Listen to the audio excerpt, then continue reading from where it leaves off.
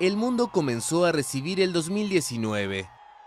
Las islas Samoa, Fiji y Nueva Zelanda fueron los primeros países en dar vuelta a la página de un tumultuoso 2018 y recibir un año nuevo lleno de incertidumbres. En Oakland, las 12 campanadas de medianoche anunciadas por una cuenta regresiva luminosa proyectada en la famosa Sky Tower estuvieron marcadas por los fuegos artificiales lanzados desde la parte alta de esta torre de televisión. 2 horas más tarde fue el turno de Sydney, la ciudad más grande de Australia, donde el nuevo año se anunció con el espectáculo más grande de fuegos artificiales que se haya celebrado hasta ahora en su emblemática bahía. Fue una cantidad récord de artefactos pirotécnicos con colores y efectos inéditos, que iluminaron durante 12 minutos el cielo de la ciudad. Se esperaba que 1,5 millones de espectadores disfrutaran del espectáculo.